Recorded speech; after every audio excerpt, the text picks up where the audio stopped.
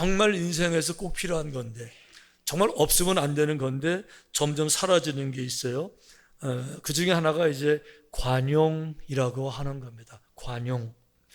여러분, 관용은 인생을 행복하게 살 때, 인생을 값지게 살 때 정말 필요한 요소예요. 그래서 하나님도 저희들에게 계속 이 관용을 설명하시고 관용의 마음을 가지라고, 내 관용을 보이라고, 관용의 태도가 되어야 된다고 강조하시는데, 의외로 이제 시대가 점점 날카로운 칼과 칼이 부딪히는 것처럼 이 경쟁사회에서 좀 더 자극적이고 좀 더 충격적이고 비판적이고 뭐 이렇게 되면서 관용이 사라지게 되면서 싸움은 더 많이, 갈등도 더 많이, 이런 걸 경험하게 돼요. 자, 오늘은 태도 시리즈 10번째 시간인데 이 관용에 대한 말씀을 좀 나누길 원해요. 우선 관용에 대한 몇 가지 중요한 사실들은, 첫째는 뭔가 하면 관용은 하나님의 성품이라고 하는 거예요. 자, 하나님은 우리 눈에 보이지 않으세요. 그분은 창조주 전능자십니다. 하지만 눈에는 안 보이지만 이 땅을 창조하신 하나님의 성품을 대표하는 것, 그게 관용인 거는 다 알아요. 왜 그런가 하면 성경이 계속 그렇게 소개하고 있거든요. 자, 시편에 보니까 여호와는 긍휼이 많으시고, 긍휼이 뭐죠? 불쌍히 여기는 거예요. 은혜로우시며, 은혜가 뭐죠? 자격이 없는 사람들을 자격대로 법대로 따지는 것이 아니라 자격 없는 사람들에게도 넓은 마음으로 아량으로 베풀어 주시는 거죠. 노하기를 더디하시고, 저분이 잘못했어요, 벌 받아야 돼요. 그런데 그럼에도 불구하고 가능하면은 화내지 않으시고 또 참고 견디시고 그러시면서 인자하심이 조금 있는 것이 아니에요. 인자하심이 아주 풍부하신 것. 이 네 가지 설명, 이런 것들을 하나로 탁 설명하라 그러면 단어가 없는데요, 하나 있어요. 그게 관용이에요. 이 네 가지가 다 관용에 맞물려요. 관용이 들어가지 않으면 이 네 가지 설명이 안 되는 거예요. 성령의 열매 9가지 보세요. 자, 성령님이 내게 오실 때 성령님의 성품이라서 내게 나타나는 증상, 성령의 열매. 자, 제일 처음엔 사랑이 있죠. 화평이 있습니다. 또 오래 참음이 있어요. 온유해요. 자비롭고요. 양선이 있어요. 절제가 있어서 화를 더 드러내지도 않아요. 성령님의 9가지 열매도 이걸 한 단어로 설명해 보세요. 그러면요, 그것도 관용이에요. 결국은 위대한 관용 속에 다 포함이 되어져 있는 거죠. 만일 하나님이 그의 진노를 보이시고 그의 능력을 알게 하고자 하사 멸하기로 준비된 진노의 그릇을 오래 참으심으로 관용하시고, 누가 관용하세요? 하나님이. 그러니까 이 진노의 그릇은 죄에 대해서 말하는 거예요. 악에 대해서 징벌을 계획하셨어요. 죄를 참지 못하세요. 죄는 책망하셔야 돼요. 그런데 그럼에도 불구하고 회개할 때까지 또 참아내시는 게 왜 그러세요? 이걸 관용이라고 설명했어요. 자, 관용은 남의 잘못이나 허물, 실수, 모자름, 억지, 부족함, 미숙함, 짜증남, 불합리함, 이런 모든 것들을 큰 마음으로, 넓은 마음으로 이렇게 이해하고 받아주고, 과도한 엄격함으로 대처하는 것이 아니라 잣대를 들이대고 법을 들이대고 경우를 들이대고 원리를 들이대고 원칙을 들이대고 이러는 것이 아니라 어쨌든지 간에 그 모든 것들을 다 열어서 품어주는 것, 이게 관용이에요. 근데 이것이 바로 하나님의 성품이죠. 그래서 하나님 뭐라고 말씀하세요? 주님 뭐라고 말씀하십니까? 모든 수고하고 짐진 모든 자들아, 모든 죄인들, 주님 뭐라고 그러세요? 의인을 위해서 온 것이 아니라 죄인들을 위해서 온 건데, 죄인들이 뭐 영접받을 자격이 있어요? 뭐가 귀해요? 그럼에도 불구하고 그 죄인들을 있는 그대로 다 받아주세요. 다 용납해 주시죠. 다 내게로 오라는 거잖아요. 이게 바로 관용이죠. 자, 두 번째 지혜, 관용은 모든 갈등을 해결하는 무기예요. 자, 어차피 인생을 살다 보게 되면 성격 다르죠. 이해관계 다르죠. 입장이 다르죠. 갈등은 반복돼요. 이러는 가운데서 사랑을 실천하는 무기, 화평을 이루는 무기가 바로 관용이에요. 자, 중요한 거는 이제 이겁니다. 여러분, 그 용서, 정말 주님처럼 원수까지 용서할 수 있는 이 용서를 실천할 때 나중에 천국에 가면 주님이 얼마나 칭찬이 많으시겠어요? 자, 나도 그래서 누군가를 정말 용서하고 싶은데, 나도 주님처럼 정말 용서하고 싶은데, 이 용서하려면은 기본적인 조건이 뭘까요? 정말 내가 누군가를 용서하고 싶은데, 용서하려면 내가 뭐를 가져야 용서가 될까라고 물으면 많은 분들이 그렇게 생각해요. 믿음이 있어야 용서가 됩니다. 어떤 분은 사랑이 있어야 용서가 됩니다. 어떤 분은 넓은 마음이 있어야 용서가 됩니다. 그러는데 다 그거는요, 부분적으로 맞는 거지 본질적인 답은 아니에요. 논리적으로 말하면 내가 누군가를 정말 용서하려면요, 믿음이 필요한 것이 아니라, 사랑이 필요한 것이 아니라, 성숙이 필요한 것이 아니라 용서할 대상자가 있어야 돼요.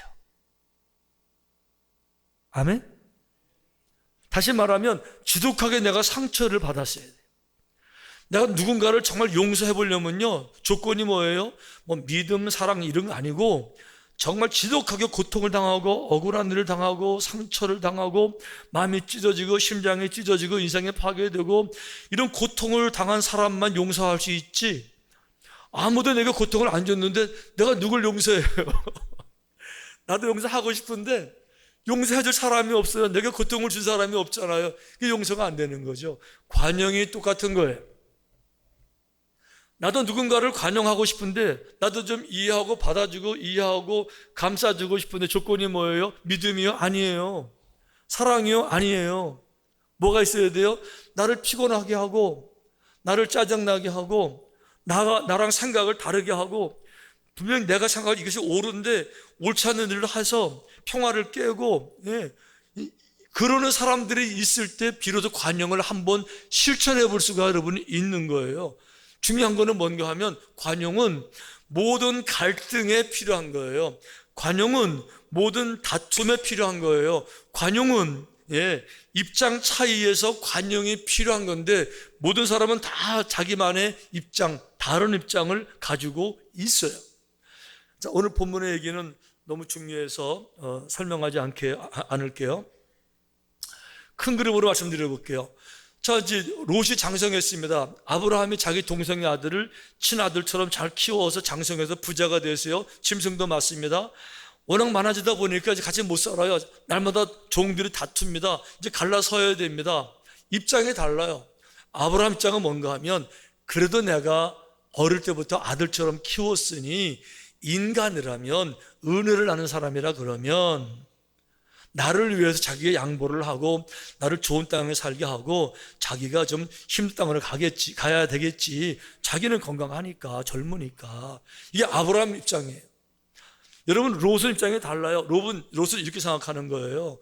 큰아버지 아브라함은 다 늙으셨어요. 지금 재산 있는 걸로 충분해요. 더 뭐 땅을 개간하고 노력 더 번창하고 이미 있는 걸로 충분하고요. 늙으시고 얼마 못 사세요. 가진 걸로 충분하시지만 나는 달라요. 나는 젊어요. 앞으로 번창해 나가야 되고요. 힘도 있고요. 미래가 남았고요. 그러니 내가 더 넓은 데 가서 열심히 일해야 되잖아요. 이건 롯의 생각이에요. 입장이 다르죠? 이럴 때 이제 아브라함이 중요한 것은 내 입장을 강요하지 않고, 강조하지 않고 선택의 자유를 롯에게 주어서 내가 이거 하면 내가 이거 할게. 넓은 마음으로 아량을 베푸는 거죠. 이게 바로 관용이라고 하는 거죠. 여기 아주 중요한 거는 뭔가 하면 이 입장 차이예요. 상황 차이, 현실 인식, 이 다를 때 자기를 주장하는 것이 아니라 나를 양보하는 것. 이게 바로 관용이라고 하는 건데, 중요한 건 이겁니다. 하나님을 정말 사랑하고 믿는 사람들은 기본적으로 이 말씀을 따라가는 사람들은 말씀을 상징으로 듣지 않고 정말 그대로 듣습니다. 원수까지 용서해라, 이 말을 정말 들어요. 그렇게 살려고 노력을 정말 합니다. 하지만 중요한 거는 이거예요. 우리가 관용을 말하고 사랑을 말하고 용서를 말하는데 무조건 다 용서하는 게 아니에요. 무조건 다 저주라는 게 아닙니다. 분별의 영을 가지셔야 돼요. 주님도 그렇게 하셨어요.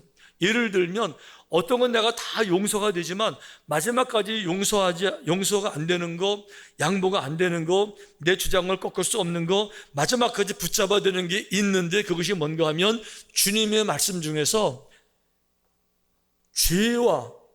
죄와 악에 대한 말씀. 그러니까 이것이 지금 죄를 짓는 것이냐 악을 행하는 것이냐, 이런 죄와 악과 해당이 돼서 결국 이것 때문에 내가 천국을 갈 수 있냐 못 갈 수 있냐, 이거를 다룰 수 있는, 이거를 나눌 수 있는 중요한 사항 외에는 모든 거는 다 양보하고 모든 건 다 용서하고 모든 건 다 관용하라. 할렐루야. 이게 성경의 말씀인 거예요. 그러니까 중요한 것은 뭔가 하면 믿음의 사람들이 모든 걸 다 용납한 게 아니에요. 믿음의 사람도 이거는 마지막까지 용납이 안 됩니다. 내 목숨을 뺏어가도 용납이 안 됩니다. 이게 뭐예요? 죄에 대한 겁니다. 그것이 뭐예요? 신사참배, 우상숭배 이런 거. 우상숭배는 성경에서 그 많은 죄의 문제예요. 악의 문제거든요. 그러니까 이 악을 범하는 일에 대해서는 내가 죽어도 안 되고, 내가 악을 선택해든 내가 결정한 것이 악으로 이어진다, 이거는 내가 절대로 안 돼. 이거는 양보가 안 되는 거죠. 이걸 영적 전쟁이라고 불러요. 악과의 싸움이고 죄와의 싸움이에요. 그런데 이 악과 죄와의 싸움 외에 모든 싸움은 모두 관용이 필요하고 용서가 필요하고 이해가 필요하고 져주는 게 필요하고 참아주는 게 필요하고 죽어주는 게 필요한 거죠. 이 모든 싸움에 뭐가 있느냐? 모든 싸움에 뭐가 있느냐? 모든 싸움에 모든 게 다 들어있어요. 예를 들면 억울한 거, 예를 들면 이치에 안 맞는 거, 예를 들면 경우에 어긋난 것, 예를 들면 상식에 어긋난 것, 예를 들면 너무 모자른 것, 너무 이렇게 이기적인 것, 모든 이런 것들 다 포함이 되어져 있는 거죠. 이것이 내가 이걸 행함으로 말미암아 내가 지옥 가야 되는 것, 죄를 지어야 되는 것, 그 외가 아니라 그러면 다 양보하고 다 이해하고 용서하고 받아주는 것. 할렐루야. 예수님이 그거를 십자가에서 보여주신 거예요. 다 상식이 안 맞아요. 제자들이 스승을 팔아넘기고 배반하고, 말도 되지 않은 엉터리 재판에서 억울하게 만들고 모함하고 합리적이지 않고 논리에 맞고 경우에 맞지 않고 이치에 맞지 않고 원리에 맞지 않고, 그런데 그 모든 거를 다 감당하시고 다 용서하시고 다 가셨잖아요.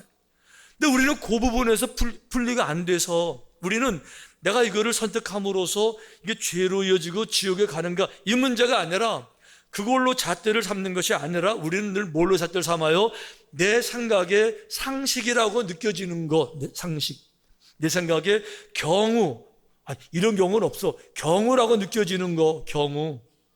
내 생각에 원리라고 느껴지는 거, 내 생각에 이치라고 느껴졌던 거, 그런 게 어긋나게 되면 이제 용납이 안 되니까 그냥 막 그럴 수가 있니 없니 이러면서 이제 갈등하고 힘들어지게 되고 결국은 사랑도 깨지고 화평도 깨지고 주님의 일 당연히 깨지고 이렇게 되는 건데, 중요한 건 여러분 그거예요. 관용은 상식이 통하면 관용은 필요가 없어요. 아멘? 크게 아멘? 상식이 통하는데 관용이 뭐가 필요해요? 의견이 같으면 관용이 필요 없어요. 동의하면 돼요. 다르니까 관용이 필요한 거지. 입장이 같으면요 관용이 필요 없어요. 동참하시면 돼요. 같은 입장이니까. 입장이 다르니까 관용이 필요한 거예요. 경우에 맞으면 관용이 필요 없지요. 경우에 맞는데 무슨 관용이에요? 그래 가면 되지. 경우에 맞잖아요. 지금 안 맞으니까, 안 맞는데 상대방이 안 달라지니까, 상대방이 안 달라지니까 관계를 끊으면 화평은 깨지고 연합은 깨지고 사랑도 깨지고 이해도 깨지니까, 그러니까 상대방이 부족해도, 상대방이 연약해도, 잘못 행동하고 있어도, 실수하고 있어도, 어리석어도 미숙해도, 그럼에도 불구하고 하나가 되어야 되고 평화를 유지해야 되니까 내가 또 참고 또 견뎌서 이해하는 것. 모든 관용은 불합리를 조건적으로 가져야 돼. 경우에 안 맞든지 합당하지 않든지 이해가 안 되든지 상식이 안 통하든지 그때로 필요한 게 관용이고 주님은 그걸 저희들에게 알려주고 계시는 거예요. 아멘. 세 번째 중요한 건 이거예요.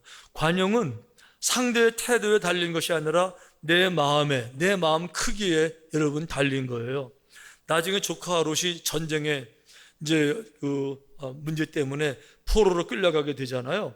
근데 중요한 것은 조카 롯이 달라진 사람이 아니에요. 조카 롯이 좋은 땅을 가져갔지만 나중에 보니까 야, 내가 정말 잘못했어. 그걸 느껴가지고 큰아버지에게 와서 무릎을 꿇고, 아니 무릎을 안 꿇더라도 그냥 큰아버지 생각해 보니까 제가 너무 잘못한 것 같으네요. 아, 제가 왜 그랬죠? 하여간 죄송해요, 용서해 주세요. 뭐 이랬으면은 나가서 목숨 걸고 싸워도 괜찮은데 이런 거 없었었어요. 한 번도 롯이 와서 큰아버지에게 와서 뭐 죄송해요, 어째요, 이런 사과가 뭐 없었다고요. 그런데 그 롯이 고통을 당하니까 큰아버지가 어떻게 했습니까? 자기 집에 하인을 다 데리고 나가서 목숨을 걸고 전쟁터에 나가서 그 롯을 구해와요. 그러니까 이 불합리하고 상대방은 전혀 달라지지 않았고 여전히 부족하고 여전히 모자르고 여전히, 우리 전문적인 용어, 여전히 싸가지 없고 상대방은 여전히 미숙하지만 받을 자격이 없는데, 받을 자격이 없을 때 뭐가 필요해요? 그래서 관용이 필요한 거예요. 여러분, 받을 자격이 있는 사람에게 베푸는 건 관용이 아니에요. 당당한 대가인데 관용이 왜 필요해요? 받을 자격이 없으니까 관용이 아니면 해결이 안 되기 때문에 그때 관용이 필요한 거죠. 아멘. 네 번째, 관용은 하나님의 축복을 담는 그릇이다. 이건 너무너무 중요해요. 하나님은 누군가를 축복해 주셔야 되는데 이 축복이 잘못 가게 되면 축복이 저주로 끝날 수가 있어요. 돈 많으니까 교만해지고 건방져지고 오만해지고 예배도 안 하고 기도도 안 하고 남들 무시하고 죄 짓고 바람 피고 무수하잖아요. 힘들고 어려울 때는 겸손했는데 좀 높아지니까 교만해지고 얼마나 많아요. 이래서 누구를 축복할까 이렇게 할 때 달아보시는 방법이 뭐예요? 이게 바로 관용의 그릇 크기라는 거죠. 관용하는 사람들은, 마음이 넓은 사람들은 남들을 다 이해해요. 아무리 많이 주어도 자기만을 살지 않아요. 관용 자체가 그런 거잖아요. 관용이에요. 베푼다고요. 나눈다고요. 그런 사람들을 더 주기를 원하시는데 아브라함도 마찬가지입니다. 아브라함이 이런 관용을 베풀었을 때 하나님은 이렇게 말씀하세요. 롯이 아브라함을 떠난 후에 여호와께서 아브라함에게 이르시되 너는 눈을 들어 너 있는 곳에서 북쪽과 남쪽 그리고 동쪽과 서쪽을 바라보라. 보이는 땅을 내가 너와 내 자손에게 주리니 영원히 이루리라. 지금 북쪽, 남쪽, 동쪽, 서쪽 땅 말하는 게 아니잖아요. 땅이 뭘 상징하고 있어요? 삶의 원동력을 말하는 거죠. 삶의 축복을 말하는 거잖아요. 모든 삶의 원천을 말하는 거예요. 어떤 사람에게? 관용할 줄 아는 아브라함에게. 이런 말씀은 성경에 아주 가득 차 있어요. 네가 먼저 주라, 나눠라, 관용하라. 그리하면 하나님이 후회된대요. 흔들어서 남들이 뺏어갈까 봐 품에다가 안겨주신다. 이 관용하는 사람들에게 주시는 다 말씀이지만 어떤 사람은 마지막까지 벌벌 떠는 사람이 있어요. 자기밖에 몰라. 마지막까지 그냥 벌벌 조심하셔야 돼요. 자기밖에 몰라서 벌벌 떠면요, 이제 끝날 때까지 그렇게 살 수도 있어요. 죄송해요, 과격하게 말씀드려서. 근데 한 번은 그 부분을 좀 진짜 한번 생각해 볼 필요가 있다는 거잖아요. 아멘? 네. 성경이 이렇게 말하고 있으니까. 최근에 너무 제가 이렇게 아주 기분이 좋은, 아주 후련해지는 감동적인 뉴스 하나를 봤는데, 미국에서 덴젤 워싱턴, 워낙 유명한 배우예요. 이분 얼굴 아시죠? 오스카상도 여러 번 타신 분이세요. 지금 오스카상 타는 장면인데, 이분 인터뷰를 했어요. 기자가 물었습니다. 당신에게 있어서 이 오스카상의 의미는 무엇입니까? 오스카상이요, 배우들 최고의 영광 중에 영광이잖아요. 이분이 이렇게 말했어요. 오스카상은 나한테 별로 중요하지 않습니다. 안 중요하대. 더 중요한 거, 한 번도 오스카상을 위해서 연기해 본 적이 없습니다. 이렇게 말했어요. 그러면서 이렇게 말했어요. 이게 중요한 거예요. 내가 마지막에 죽어서 땅을 떠날 때 하늘에 가게 되면 하나님을 만날 텐데, 주님 만날 텐데, 주님은 나한테 절대로 이렇게 물어보지 않을 것을 내가 확실하게 합니다. 그 질문이 뭔가 하면, 네가 이 땅에 살았을 때 오스카상을 몇 번 받았냐? 나는 한 가지 인생을 살아가면서 결심한 건 있습니다. 그것이 뭔가 하면 덴젤 워싱턴 이렇게 말했어요. 나는 누구도 비난하지 않는다. 나는 누구도 비난하지 않습니다. 왜 그런가 하면 비난하고 싶을 때가 가끔 있습니다. 그런데 다른 사람의 미숙함, 어리석음, 다른 사람의 죄, 허물, 경우에 안 맞는 거, 이치 안 맞는 거, 합당하지 않은 거, 상황에 제대로 대응하지 못하는 거, 한마디 해주고 싶은 마음이 있는데 비난하지 않습니다. 그럴 때마다 다만 거울을 볼 뿐입니다. 거울을 봅니다. 이런 뜻이에요. 누군가가 지금 100데나리온만큼 잘못했어요. 100데나리온만큼 죄를 지었고 실수했고 악을 행했고 모자르고 부족하고 경우에 안 맞아요. 그래서 한마디 이렇게 하고 말을 해주고 싶었는데 이때 거울을 보면 1만 달란트 빚진 상태에서 1만 달란트 그 큰 빚을 그때 이유 없이 탕감받은 그 누군가 얼굴이 떠오르는데 자기 얼굴이래요. 그래서 비난하고 싶을 때 비난 안 하고 거울을 봅니다. 와, 어떻게 이런 말을 할 수가 있죠?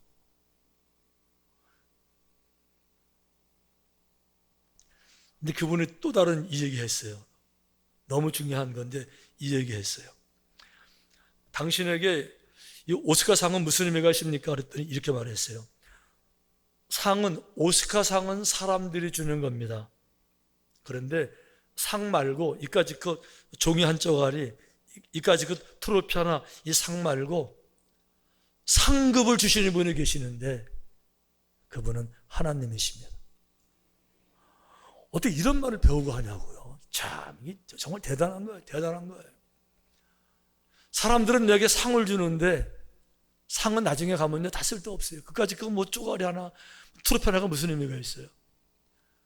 하나님은 상을 주시는 것이 아니라 상급을, 동서남북을 다 주세요. 종과 행으로 다녀보는 그 땅을 다 주세요. 상급을 주시는 분 누구요? 하나님이요. 어떤 사람들에게요? 관용을 이해하고, 관용을 알고, 관용을 배우고, 관용으로 인생의 기초를 삼고, 관용으로 자기 성품을 엮어나가면서, 관용으로 모든 걸 이겨나가고, 모든 갈등을 해소하고, 상대방은 안 달라져요. 너무 미숙하고, 너무 어리석고, 너무 죄인이에요. 너무 죄에 쩔어 있어 안 달라져요. 그럼에도 불구하고 이거를 화평으로 만들어내요. 내가 또 한번 참고, 또 한번 이해하고, 또 한번 용서하면서 결과적으로 화평을 만들어내요. 이런 사람 뭐라고 불렀어요? 화평케 하는 자는 복이 있나니 하느님의 아들이라 일컬음을 받을 것입니다. 무슨 뜻이죠? 상대방이 완벽해서 화평을 만드는 게 아니라 여전히 부족함에도 불구하고 내가 관용의 마음으로 다가가서 감싸 안아서 화평을 만들어내는 사람들 누구예요? 예수님처럼 인생을 살기를 원하는 그분들은 복이 있나니 하나님의 아들이라 일컬음을 받을 것이며. 할렐루야. 이 음성을 주님의 음성을 듣기만 하면 정말 큰 그릇으로 다 담아낼 거예요. 다 담아내고요 진짜 위대한 삶이 될 거예요. 아멘. 그런 삶이 되시기를 주님의 이름으로 축원합니다.